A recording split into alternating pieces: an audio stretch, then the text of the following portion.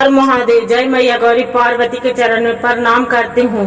मेरा प्रणाम स्वीकार हो। अपनी माता पिता के चरण में प्रणाम करती हूँ। मेरा प्रणाम स्वीकार हो। एक कोई राजा था और राजा था तो उसका बहुत भगवान के मानते थे, शिव संग भगवान के पूजा पाहुर करते थे और शादी 1600 रानी उसका रानी थी। बाकी संतान एक गो रानी के भी नहीं था। 1600 में एक गो रानी के संतान था लड़का और किसी को नहीं था। अपने बेटे से राजा बहुत प्यार करता था, बहुत ज्यादा। धीरे धीरे उसका बेटा बड़ा हो गया। राजा दूसरे देश में अपना लड़का के शादी करना चाहता था। जो करना चाहता था एक ही देश में, दूसरा देश में एक ही राजा था। उसका भी 1600 रानी थे और रानी थी तो उसका एक ही लड़की थी। उसका भी लड़की भी बहुत सुंदर थी, इतना सुंदर खूबसूरत थी लड़की। और जितना राजा की इसका इज्जत था उतना ही इज्जत वो राजा के भी था, बहुत ज्यादा। पूरा प्रजा लोग बहुत मानते। राजा के लड़का था और वो राजा के एक तोता और मैना था। जो तोता मैना था और राजा सलाह उसके से बहुत लिया करता था। हर बड़ी बड़ी समस्या में उस सलाह लिया करता था। अपना तोते को बुलाया और बोले तोता से कहा, राजमणि मेरे बहू के बहुत सुंदर खूबसूरत लड़की ढूंढिए बहू मेरे लिए कि बहुत खूबसूरत हो, सुंदर हो, सुशील हो। राजा तोता के वैसे ही कहा। तोता उड़ चला और दूसरे देश में पहुंच गया। वो बहुत जहाँ बारिश हो रहा था। तोता उड़ते उड़ते जंगल में चला गया।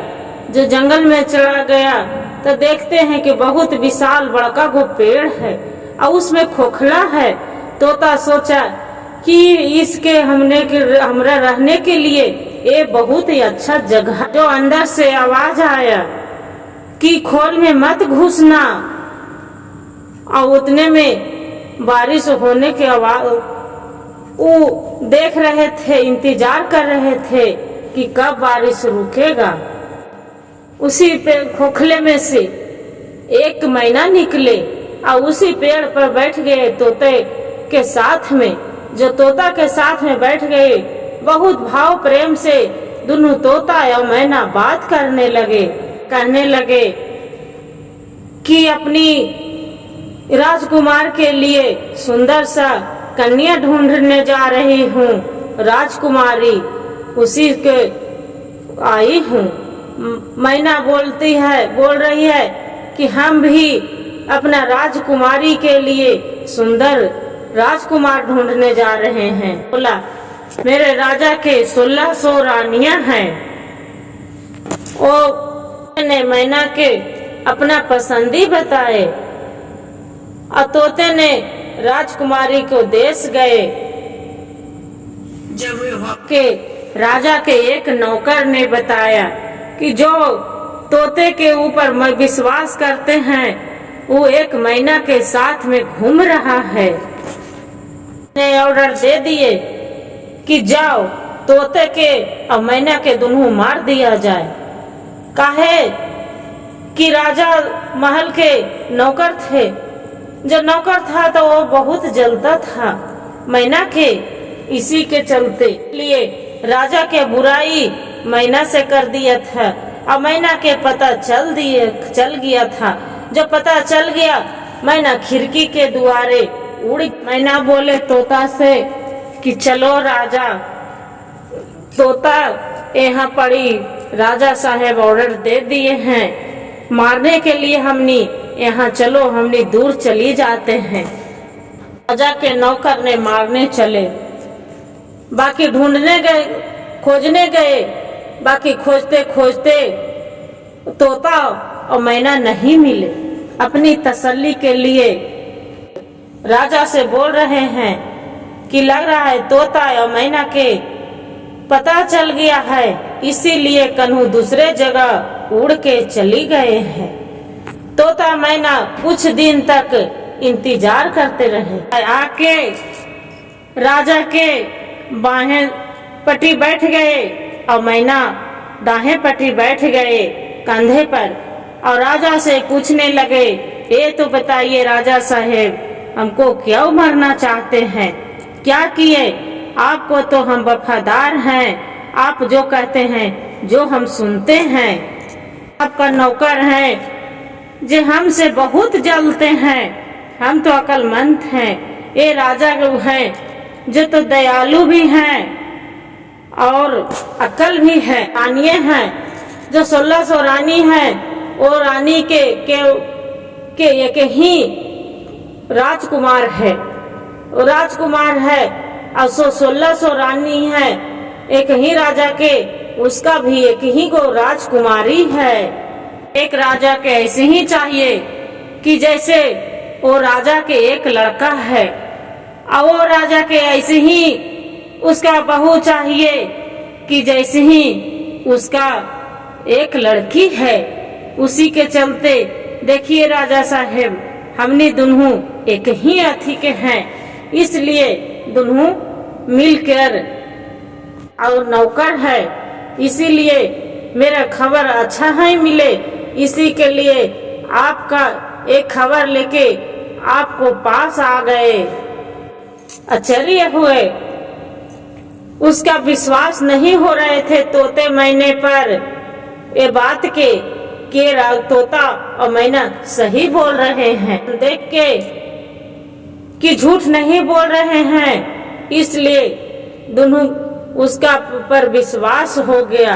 एक तस्वीर लेके जो फोटो होते हैं, फोटो लेके जहाँ भेज दिए। 1600 रानियां बैठी थी, सब बातचीत कर रही थी, वो जाके भेज दिए कि देखिए ये पसंद है कि नहीं है राजकुमार।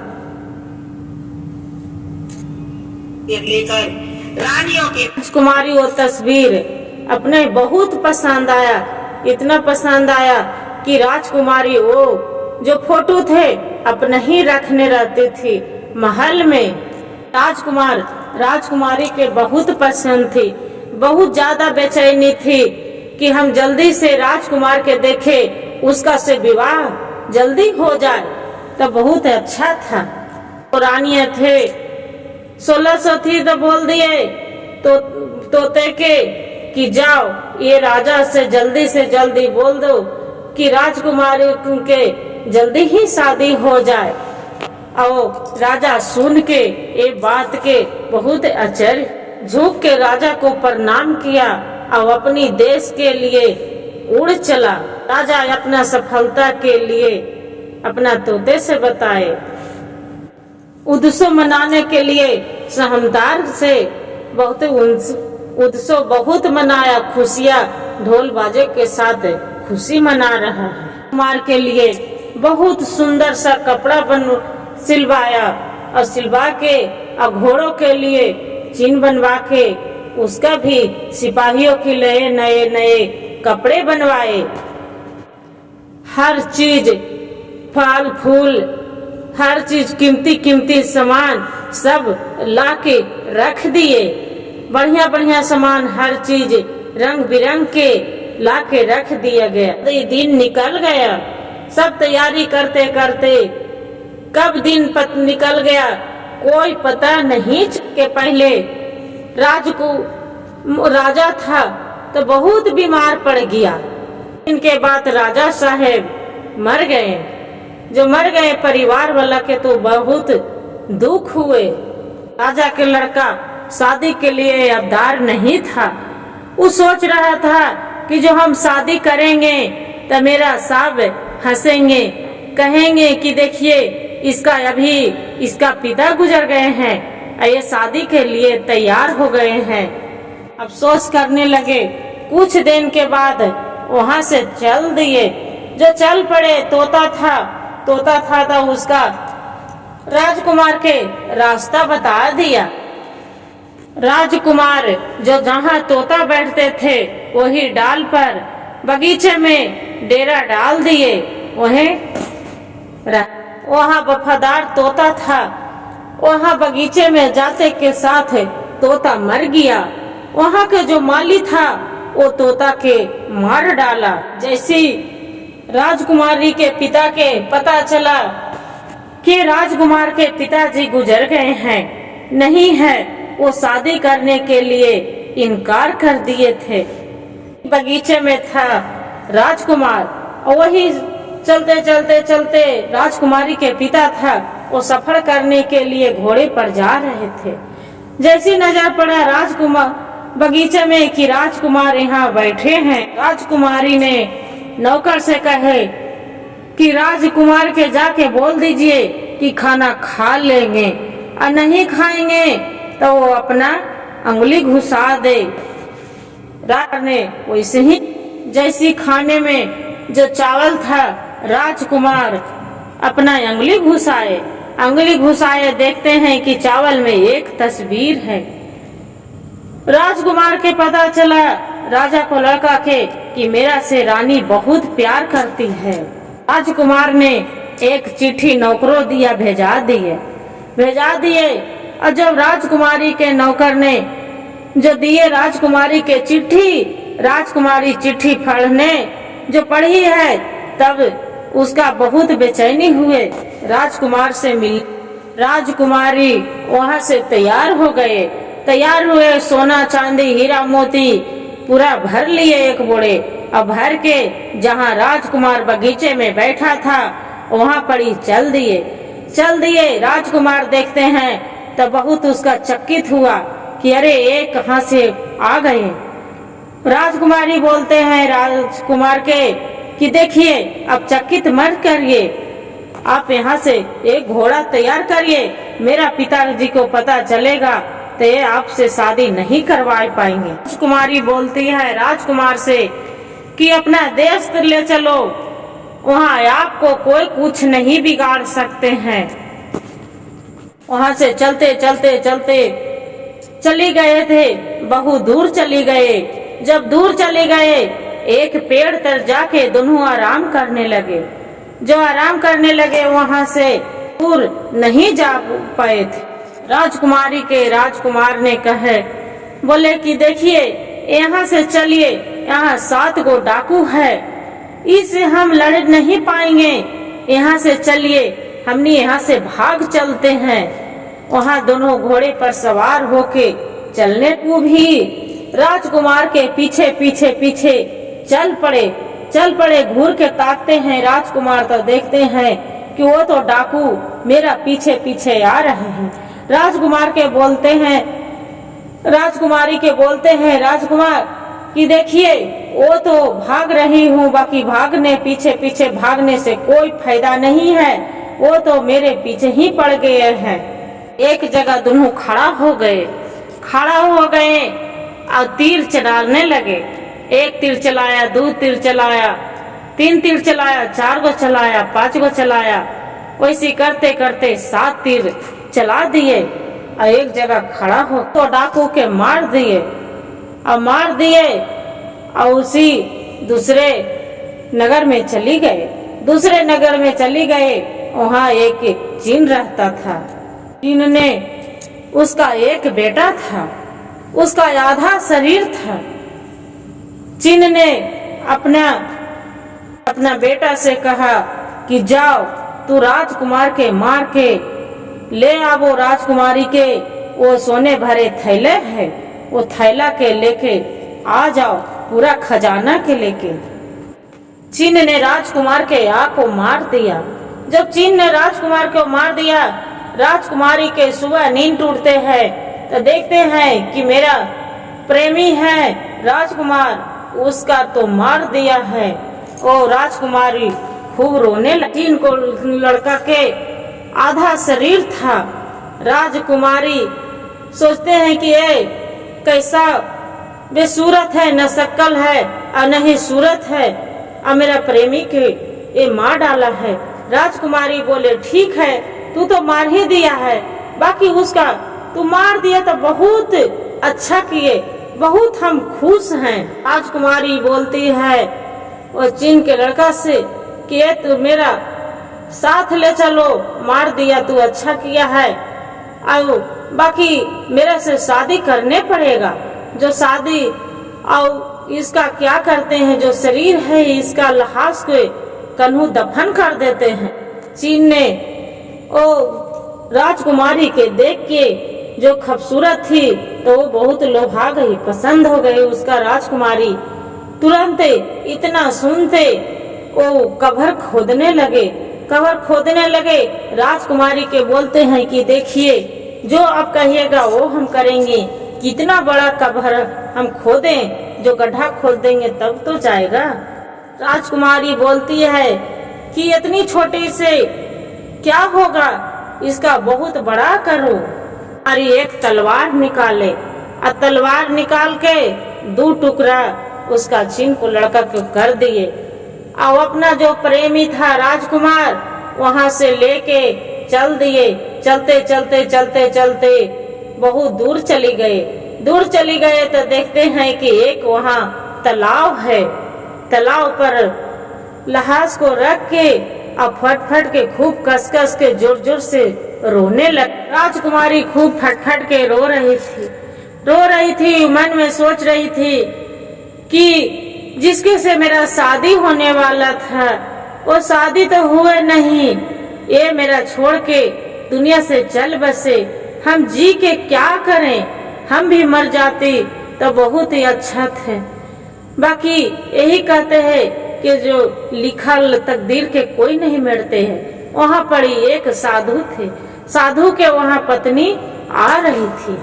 राजकुमारी से पूछती है कि बेटी तू यहाँ बैठ के क्यों रो रही हो, क्या हुआ, यहाँ पड़ी इतनी रात के तू रो रही हो। राजकुमारी बोली कि क्या कहे माता, देखिए मेरा प्रेमी था, इससे शादी होने वाला था, बाकी इसका एक चीन ने मार डाला है।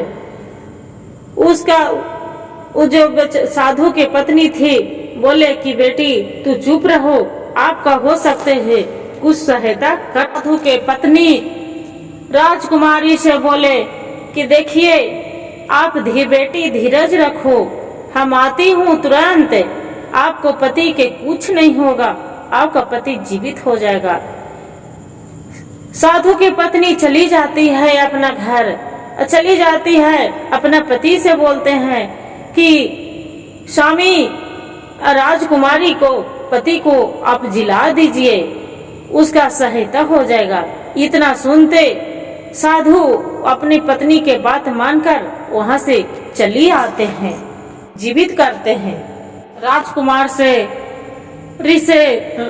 साधु ने बोले कि देखिए बेटी आप रोइए मत, अपना आंसू पोंछ लीजिए, आपको हम सहायता करेंगे, आपको पति के हम जीवित कर देंगे। और राजकुमारी उस साधु क्या किए कि एक हाथ में ये पटी सरी रखे, वो दूसरा हाथ में वो पटी सरी रखे, और उसका दोनों शरीर के जोड़ दिया, उसका शरीर के जोड़ दिए। फिर हाथ हिलने लगा, उसका पैर भी हिलने लगा, उसका आंख भी खुल गया, उसका मुंह भी खुल गया, और बोलने लगे। राजकुमारी के देख के राजकुमारी बहुत खुश हुए, इतना खुश हुए कि उसका आंख से आंसू हर हर गिरने लगे। साधु भी देखे कि अरे ये तो जीवित हो गया, साधु भी उसका बहुत खुशी मिला। राजकुमारी और राजकुमार वहां से चल दिए दूसरा देश चल गए। तो वहाँ पड़ी एक जादूगरनी थी और उसका एक बेटी थी। जो बेटी थी और राजकुमार के देख के राजकुमार पर बहुत मोहित हो गई। जादूगरनी के उसका राजकुमार से बहुत प्रेम हो गए।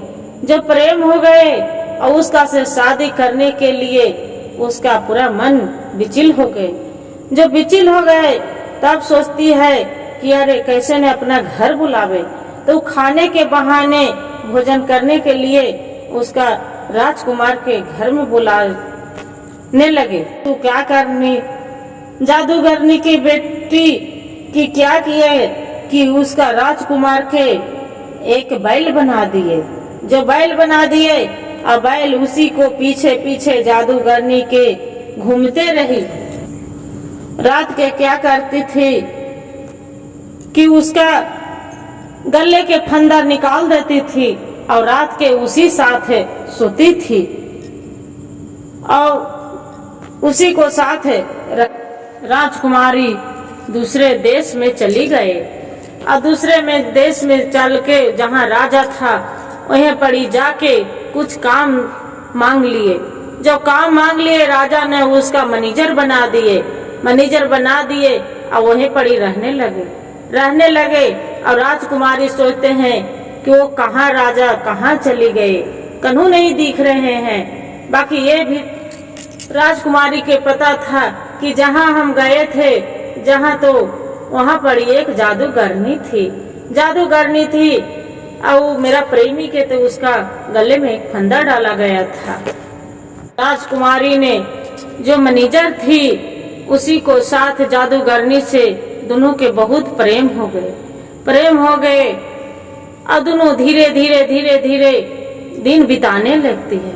जो दिन बिताने लगती है और राजकुमारी ने एक बहुत अच्छा सुंदर सा कपड़ा रखे थे राजकुमार के लिए और उसका दूसरे ही कपड़े के लिए वो राज दूसरा ही था। वो राज के बारे में कोई नहीं जान। वहाँ पड़ी एक नौकर ने वो कपड़े को देख लिया जहाँ मैनेजर रखी थी। जो मैनेजर रखी थी वो नौकर ने पूरा चकित हो गए कि ये कपड़े कहाँ से सिलवाए हैं, बनाए हैं, इस महल में कपड़े रखे हैं। वो पूरा चकित कर नौकरानी रानी से बताती है जाके कि जो मैनेजर है उसका ऐसा कपड़ा है कि नहीं कभी कोई देखे हैं और न कभी कोई बनवाए हैं। रानी क्या किए, अपना नौकर दिया, वो मैनेजर के बुलवाए कि जाके बुला के आ जाइए। वो मैनेजर के घर राजा से कहा कि जो कोतवाल ओकरा ए नौकरानी एकरा मैनेजर के कपड़ा है, जो मैनेजर में है नौकरानी उसी को कपड़ा बहुत सुंदर है, वो कपड़ा आओ बनवा दूने के माँ को बोल दीजिए कि वो कपड़ा आओ मेरे लिए भी बनवा दे। बहुत अच्छा उसका कपड़ा सिलवाए हैं, मेरा कपड़ा ये बहुत पसंद है। नौकरानी और राजा ने बहुत खुश हुए, अपना नौकरानी इसका बुलाए मैनेजर को। उसका मैनेजर थी, वो राजा से बोले कि देखिए राजा साहब, ये कपड़ा तो हम बनवाई हूँ, बाकी बहुत मुश्किल कपड़ा ये बनवाने के लिए है। वो जादूगरनी के घर वो चली गई, वहां पर जाके तो जादूगरनी के घर में जाके पहुंच बोले कि मेरा भी ये कपड़ा मंगवा दो। ये नहीं मंगवा देंगे तो ये जादूगरनी बोलती है ये नहीं हो सकता है, ये कपड़ा बहुत मुश्किल है, कहाँ से हम मंगवाए। वो थी मैनेजर, वो बोलती है जादूगरनी से कि आप नहीं मंगवाएंगे तो मेरा भाई को मरवा देगा और मेरे भी राजा साहब मार डालेंगे। जादूगरनी सुनती है कि ठीक है, जो आपको इतना मुश्किल है तो कोशिश करती हूँ, क्या करूँ। वो जादूगरनी क्या करती है, बोलती है कि देखो ये बर्तन है, ये जो हम जहाँ बर्तन टूट जाएगा तो ये मेरा भाई लाके कपड़ा दिया था, मेरा भाई तो मर जाएगा। जादूगरनी के माँ रहती है, वो बर्तन तोड़ देती है। उसका माँ जानती थी कि वो मैनेजर से हमको बेटी हमार बहुत प्यार करती है, इसी के लिए वो बोलती है कि हम अपना बेटी के खुशी से बढ़ के कुछ भी नहीं है। जादूगरनी सोच रही थी चाहे जो भी हम खाए, अनाज खाए और ना खाए, मनुष्य मिले और ना मिले, बाकी यहाँ से तू चली जाओ, आपको हम यहाँ नहीं खाएंगे। काहे क्यों जादूगरनी जानती थी कि मेरे बेटी ये बहुत जो ये नहीं जानती थी कि ये मैनेजर है जो राजकुमारी है। इसी के चलते वो ऑर्डर दे देती है जादूगरनी। वहां से राजकुमारी जो मैनेजर बनी थी वहां से चल दिए जहां जादूगरनी के भाई रहते थे। वहां से पैसा कौड़ी लिए और सिपाही लिए सभी को साथ में वहां से चल दिए। पूरा कपड़ा लिए रंग बिरंग के। अब पूरा जितना खजाना था पूरा वहां से चल दिए। जो चाल आई मैनेजर थी और राजा देखे तो बहुत उस काम के लिए कि जो कोई नहीं किया, जो मेरा मैनेजर था वो कर दिखाया है। राजा ने कुछ दिन के बाद दुनिया में नहीं रहा था, वो मर गया था। और राजकुमार थे अपना पूरा राज घोष दे दिए थे राजकुमारी के। और राजकुमारी थे उसका जितना जानवर भैंस गाय थे पूरा उसका खड़ा कर दिए थे। राजा ने हुक्म दिए कि जाओ जादूगरनी के घर में देखो कि सब भैंस से बैल से पूछे, गाय से पूछे, कोई जवाब नहीं दिए। ये राजा जादूगरनी के घर आए तो देखते हैं कि जादूगरनी एक रस्सी पकड़े है। राजा के नौकर ने उसका बैल को पकड़ के लेके आ रहे हैं। जो बैल को पकड़ के लेके आ रहे हैं, आते कुछ दूर आए तो गले के रस्सी था जो टूट पड़े तो देखते हैं कि एक सुंदर सा राजकुमार खड़ा हो गए। जो राजकुमार खड़ा हो गए, राजा देखते हैं चकित हो गए। राजा सोचते हैं ये तो लगते है कि जादूगरनी के चाल था उसका। राजा सोचते हैं कि ये जादूगरनी के बचने के कोई हक नहीं है। अपना तलवार निकाल के और उसका दो खंड कर देते हैं। मैनेजर बनी थी और राजकुमारी सारी अपना दुखारता बता दिए और राजा से बोले कि राजा साहेब, हमें एक औरत थी राजकुमारी, बाकी हम अपना पति के खोजने के लिए हमें एक मैनेजर के भेष बने थे लड़का के। बाकी मेरा जो काम पसंद नहीं आया तब कोई बात नहीं। राजा बोलते हैं नहीं, राजकुमारी चाहे अब जो हो, चाहे औरत हो और चाहे मर्द हो, राजकुमार हो चाहे राजकुमारी हो, उससे मेरा कोई फर्क नहीं पड़ता है। हम बहुत आपको काम पर पसंद हैं। और दोनों के राजकुमार के और राजा के इसका राजकुमारी के दोनों खुशी से रखने लगे अपना बेटी बेटा बना के बहुत अच्छा से। गुरु भाई गुरु बहनों, जो मेरा वीडियो अच्छा लगे तो लाइक सब्सक्राइब जरूर करिएगा और कमेंट में हर हर महादेव जरूर लिखिएगा। अय्या शिव गुरु कथा कहने वाले पर भी दया करिएगा और सुनने वाले पर भी कृपा बरसाए रखिएगा प्रभु।